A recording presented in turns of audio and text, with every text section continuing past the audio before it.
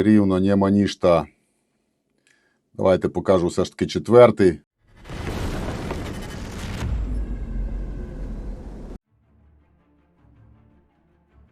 The number of killed and injured North Korean soldiers fighting alongside Russian forces in Russia's Kursk Oblast has surpassed 3,000, Ukrainian President Volodymyr Zelensky said in a statement.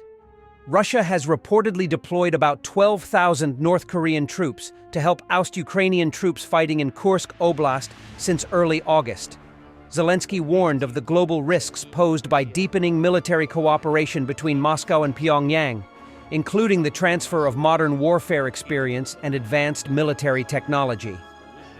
There are risks of North Korea sending additional soldiers and military equipment to the Russian army, and we will have tangible responses to this, Zelensky said.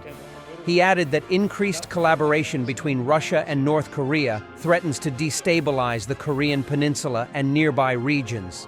Zelensky's estimation, that he said comes from Ukraine's intelligence, is a significant increase from other recent reports about the North Korean casualties.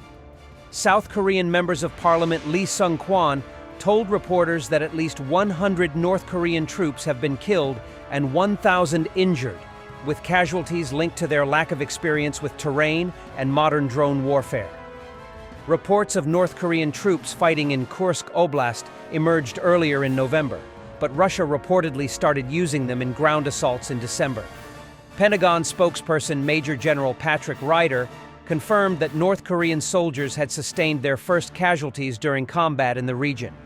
Ukrainian officials note that while North Korean forces are particularly vulnerable to drones, their presence has enabled Russian troops to make limited territorial gains in the oblast, retaking some of the land held by Ukrainian troops. The deployment of North Korean forces follows Ukraine's surprise cross-border incursion into Kursk Oblast in August, marking an escalation of the war into Russian territory.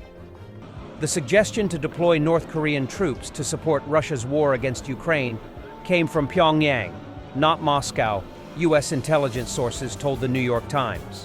While some Western officials initially viewed the arrival of North Korean soldiers in Russia as evidence of the Kremlin's desperation, U.S. agencies now reportedly believe the idea was North Korea's initiative, quickly embraced by Russian President Vladimir Putin.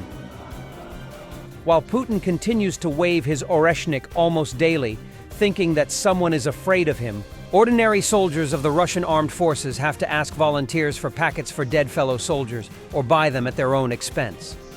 And taking this opportunity, I would like to extend enormous gratitude to Alexander S.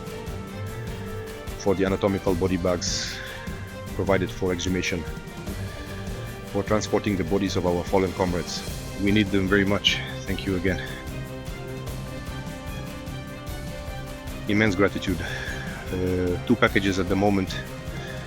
Unfortunately, we cannot carry everything with us because they are not heavy enough. Also getting the guys out.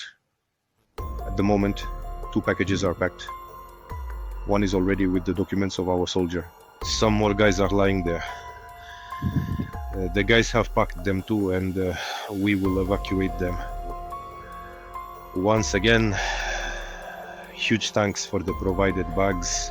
Unfortunately, we used to buy these bags ourselves at our own expense at the time when we were doing all this for free, for the good of everything, so that each parent, each family has received their fallen fighters.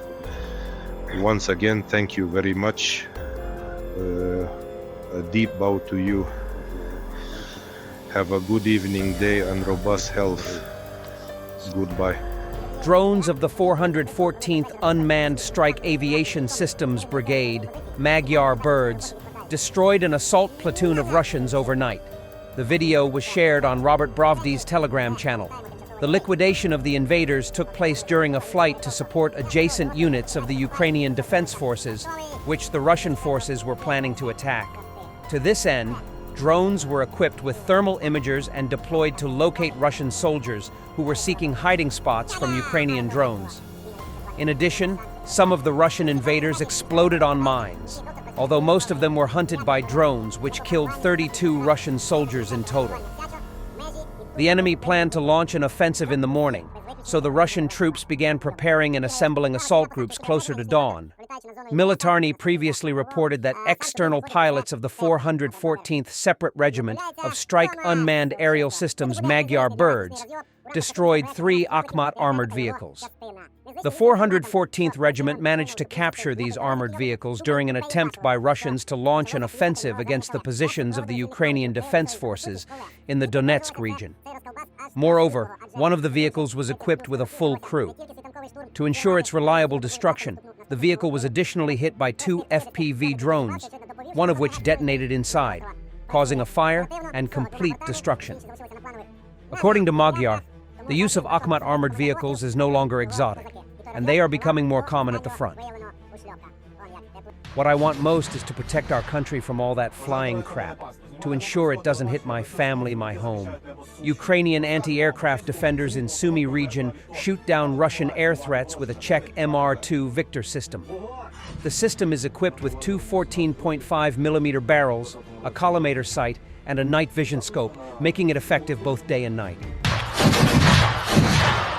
Бажаю здоров'я, шановне панство. Знімальна група військового телебачення працює з хлопцями, які захищають небо з Сумщини. Розкажемо вам про чеську зенітну установку МР-2 «Віктор», яка допомагає збивати ворожі шахеди та гербери. Вогонь! Я провернув 18 років, в 20-му році, в жовтні. Пішла повістка на строкову службу, пішов. В 23-му році підписав контракт у грудні. І зараз отак от продовжував служити. Бажання проявилося, коли я поїхав перший раз з КПМТ на стрільби і проявилось бажання далі нести службу в таких мобільних групах. Відслужив строкову службу і демобілізувався. Через 2-3 місяці розпочалася війна. І я пішов на воєнкомат, став на облік, все, і мене мобілізували. І я попав в зенітну ракетну частину.